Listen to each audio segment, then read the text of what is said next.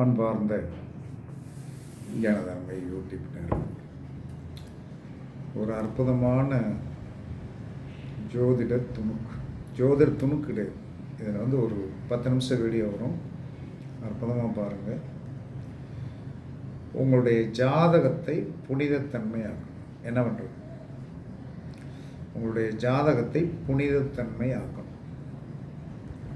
ஆக்கிறதுக்கு என்ன வழி? அதற்கு இயற்கை துணை வரும்.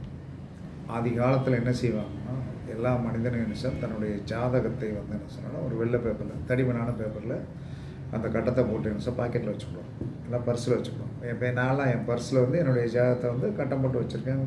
குழந்தைகளுடைய ஜாதகத்தை, மூத்த குழந்தையுடைய ஜாதகத்தை வச்சுருக்கேன். ஏன்னா மூத்த குழந்தை தான் எல்லாத்துக்குமே யோகம். அப்போ இதற்கு அப்பாற்பட்டு ஏதாவது ஒரு விஷயம் இருக்கிறதா அப்படின்னா இருக்குது. அப்போ இந்த பேப்பரில் போட்டு வைக்கிறத விட வந்து ஒரு ஹெவியான வெயிட்டான ஒரு ஏதாவது ஒரு விஷயம் இருக்கிறதா என்பதை நீங்கள் வந்து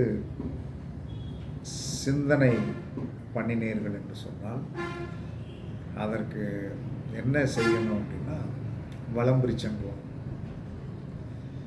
ஏன் வந்து வலம்புரி சங்கு வாங்குங்கன்னு நான் வந்து உங்களுக்கு சொன்னேன்னா, அதாவது வந்து ஒன்றே ஒன்று தான். பொருளாதாரத்தில் வந்து இறைவனிடம் நான் இன்றைக்கும் சொல்லக்கூடியதான், எந்த ரூபத்திலும் வந்து எனக்கு பணம் வந்துடும். ஏன்னா அதை நான் ஆக்டிவேஷன் பண்ணுவேன். அந்த ஆக்டிவேஷன் பண்ண ரகசியத்தை நான் யாருக்கும் இன்றைக்கு வரைக்கும் வெளியே சொன்னது கிடையாது. ஏன்னா குருவிடம் சிஷியர்களுக்கு தெரியாத ஒரு வித்தை வந்து ஒன்று இருந்தால் தான் குருவை மதிப்பாங்க. எல்லாரையும் மாதிரி நானும் வந்து கடைசியில் வந்து என்ன சொல்கிறேன், நான் வந்து இருந்தேன்னா இவருக்கே வந்து என்ன சொன்னான்னா தன்னை சமாளித்து கொள்ள முடியவில்லை, இவர் எப்படி நமக்கு வந்து என்ன சொன்னா வழிகாட்டுவார் அப்படிங்கிற ஒரு வக்கரமான வேடிங் வந்து இது எல்லாரும் சொல்லக்கூடியதான். நான் நல்லா இருக்கணும், நான் நல்லா இருந்து திருப்திகரமாக சொல்லும்போது உங்களுக்கு நான் என்னுடைய மனசு என்ன சொல்கிறேன்னா வந்து நான் எப்பயுமே துட்டெல்லாம் வந்த பிறகு தான் வந்து என்ன சொன்னால் பேசுவேன். எனக்கு உண்மை எங்கள் ஆஃபீஸில் வேலை பார்க்குறவங்க கூட சொல்லுவோம், சார் ஒரு 3 மணிக்கு 4 மணிக்கு ஆரம்பிச்சிங்கன்னா சீக்கிரம் முடிச்சிடுங்க சார், நானும் லேட்டாக வீட்டுக்கு வரேன்.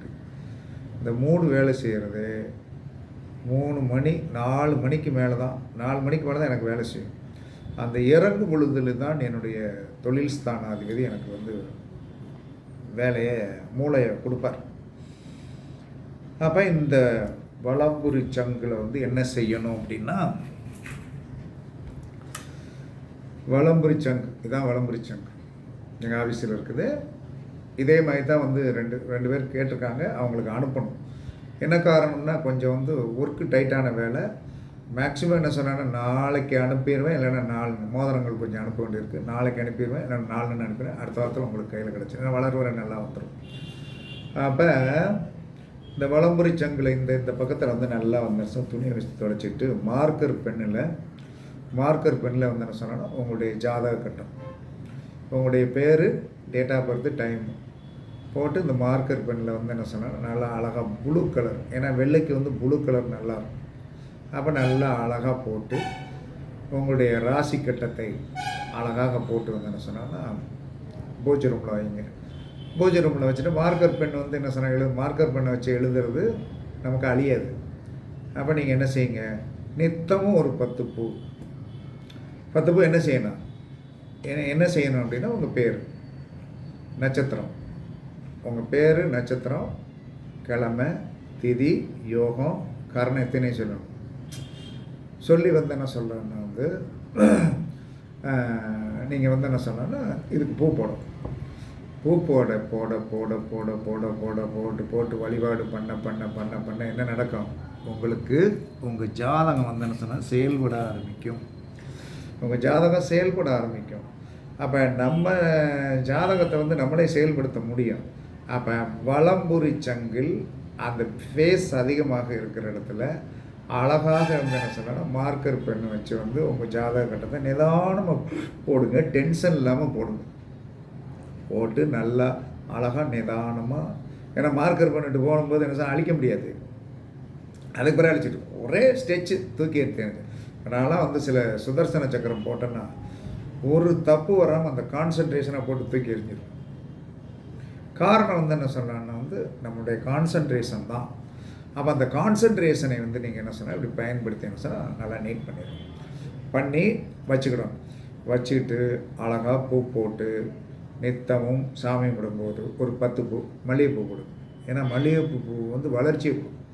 மல்லிகைப்பூவோடு எந்த பொருளை வைத்தாலும் அது வளர்ச்சி பூ. அப்போ மல்லிகைப்பூ போட்டு வந்து என்ன சொன்னால் சாமி கும்பிடுங்க. உங்களுக்காக தினம் நீங்களே அர்ச்சனை பண்ணுங்க.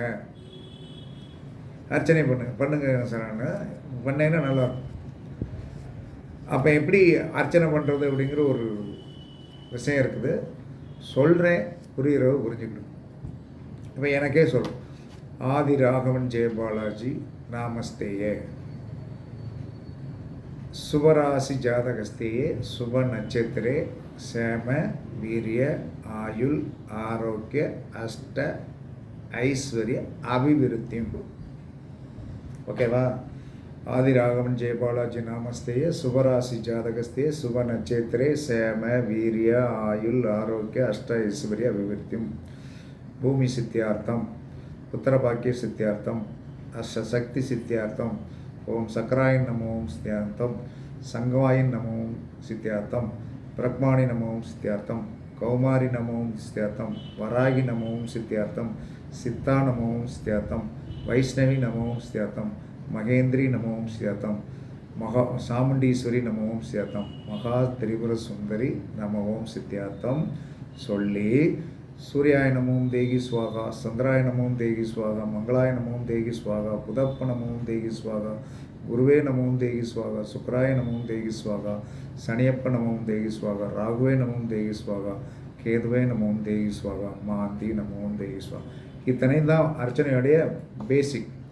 அதுக்கடுத்து சொல்லி முடிச்சாச்சு. கால சாமுத மூர்த்த அக்னி பிரசோத சகஸ்டாசம் கும்படு சித்தியார்த்தம் அப்படின்னு சொல்லிட்டு அந்த சூரியன் வரைக்கும் கடைசி மாந்திரிக்கு கால சாமுத மூர்த்த அக்னி பிரசோத சகஸ்டாசம் கும்படு சித்தியார்த்தம் சொல்லிட்டு சர்வமங்கள மாங்கல்யே சிவே சர்வார்த்த சாதகே சரண்யே திரேயம்பிகே தேவி நாராயணி நமஸ்துதே ரூபம் தேகி யாசோ தேகி பகம் பகவதி தேகிமே புத்திரான் தேகி தனதம் தேகி சர்வான் காமான் பிரதேகிமே ஓம் நானாவித பரிமள சர்வ புஷ்பம் பத்ராணி சமர்ப்பியாமி அப்படின்ட்டு இடது கையில் பூ வச்சு வலது கையில் மூடிக்கிட்டு இதெல்லாம் சொல்லிட்டு அப்படியே இந்த சங்கில் எழுதியிருக்கிற ஜாதகத்தை மேலே போடுங்க. நீங்கள் நீண்ட ஆயுளோடும் நிறை செல்வத்தோடும் நீங்கள் நினைத்ததெல்லாம் நடத்தி கொடுக்கக்கூடிய சக்தி இந்த வலம்புரி சங்குக்கு உண்டு. அதனால தான் சங்கு வாங்க சொன்னேன். எத்தனை 2500 செலவழிக்கிங்க, அதெல்லாம் 2500 செலவழிக்கிங்க.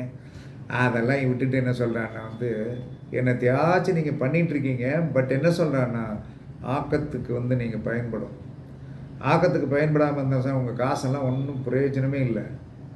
என்ன வச்சு என்ன பண்ண போகிறீங்க? அப்போ இந்த மாதிரி ஜாதகத்தை நம்ம வந்து வலம்புரி சங்கில் எழுதி நீட் பண்ணி இப்படி வழிபாடு பண்ணணும். டெய்லி இந்த மந்திரத்தை சொன்னாலே போதும், அது ஆட்டோமேட்டிக்காக நடக்கும். அதற்கு அடுத்து பேர்க் என்ன மோதிரம்? தாமரை மோதிரம். தாமரை மோதிரம் தெரியுதா? இது 17.250 கிராம். இதை வாங்கி கண்டிப்பாக போடும். ஆணாக இருந்தாலும் பெண்ணாக இருந்தாலும் வாங்கி போடும். அதுக்கடுத்து இடுப்பில் ரசமணி கட்டம். எப்பயுமே காரிய சித்திக்கு பாதரசத்தால் செய்யப்பட்ட விநாயகர் வீட்டில் வைத்திருக்கணும், கண்டிப்பாக வைத்திருக்கணும். அதில் எந்த மாற்று கருத்துமே கிடையாது. ஏன்னா காரிய சித்தியை கொடுக்கறது விநாயகர் பெருமானை வச்சு நம்ம வந்து செய்யலாம். அப்போ மோதிரம் கையில் போடணும், இடுப்பில் ரசமணி கட்டணும், விநாயகரையும் சங்குவையும் வீட்டில் வச்சுருக்கணும். இதுக்கு தான் என்ன சொல்கிறேன்னா வந்து இப்போ நிறைய பேர் கொடுத்துருக்காங்க, நம்ம செயல்பட்டு கொண்டிருக்கோம், சக்ஸஸ் ஆகிக்கிட்டு இருக்குது, எல்லாமே இருக்குது. ஆனாலும் என்ன சொன்னேன்னா மக்களுக்கு வந்து டப்புன்னு வந்து என்ன சொன்னால் உள்ளே விடுவோம். எதில் ஒன்று ஆன்மீகத்தில் வந்து நீங்கள் வந்தவங்க வந்து இன்றைக்கி ஒரு அம்மா வந்துச்சு, அந்த அம்மாவுடைய ஜாதகத்தை பார்த்து என்ன கஷ்டம் அப்படிங்கிறத எடுத்து விளாவரையே சொல்லியாச்சு, என்ன செய்யணும் அப்படின்ச்சு. இதை செஞ்சால் சூப்பராக வந்துடுவீங்க, பிரச்சனை கிடையாது. அடுத்த செகண்ட் வீட்டுக்கார்ட்ட ஃபோன் பண்ணிச்சு, எனக்கு கொடுத்துச்சு, நான் விவரம் சொன்னோன்னு செஞ்சுருங்க சார். அந்த செஞ்சுருங்க அப்படிங்கிறது முடிவரை எடுக்கப்பட்டது. நீங்கள் ஊடால இருக்கிறது என்ன நினைப்பீங்க தான், பணம் பணம் பணம் அப்படின்னு நினச்சிட்டே இருந்தீங்கன்னா இந்த பணத்தால் நீங்கள் ஒன்றுமே செய்ய முடியாது. நீங்கள் என்றைக்கு அதை வந்து எவ்வளோ தூரத்திற்கு வந்து வெளியே தள்ளுறீங்களோ, எங்கள் காலபுருஷனுடைய 12ஆம் இடமாகி மீனத்தில் போய் சுக்கிரன் உச்சமாகணும். அப்போ என்ன சொல்லணும்? நீ விரயம் பண்ணித்தாகணும். விரயம் பண்ண பண்ண பண்ண பண்ண என்ன சொல்கிறான்? மேன்மை வரும். அப்போ உன்னுடைய பொருளாதாரத்தை வந்து நீ ஒரு காரியத்தை வந்து சாதித்து கொள்வதற்காக நீங்கள் என்ன சொல்கிறேன்னா இன்னொரு இடத்துல தள்ளி விட்டுட்டு பெரிய யோகத்தை அடைவது தான் வந்து ஜோதிடத்தில் சொல்லிக்கிட்டு இருக்கே தவிர அழுக்க நான் வந்து சீக்கிரமாக அலசி விட மாட்டேன் சார். எனக்கு அப்படி தான் சார் பழக்கம். கேட்டோம்னா என்ன சொல்கிறாங்க சார்? எனக்கு துட்டு இல்லைன்னு தான் சார் சொல்லி பழக்கம். துட்டு இல்லை என்று சொல்வதை விட துட்டு வருவதற்கு என்ன வழி என்பதை கண்டுபிடிக்கிறவங்க தான் பெரிய கெட்டிக்காரன். அதெல்லாம் கண்டுபிடிச்ச பிறகு என்ன நடக்குது தெரியுமா? பயமாக இருக்குது. என்ன காரணம்னா, ஒரு மனிதனை ஒரு செகண்டில் வந்து என்ன சொன்னான்னா அவனுக்கு ஒரு விஷயத்தை செஞ்சு அவனை, ஆனால் அந்த கர்மாவை பூரா நம்ம சேர்த்து தூக்கணுமே அப்படிங்கிற பயம். காரணம் வந்து என்ன சொன்னான்னா 3வது சுத்து வியாழ்ற ஒரு மனுஷனுக்கு ஓடிக்கொண்டிருக்கும் போது அது இன்னும் வந்து சனி பெயர்ச்சி வந்து என்ன சொன்னா எப்போ வருது?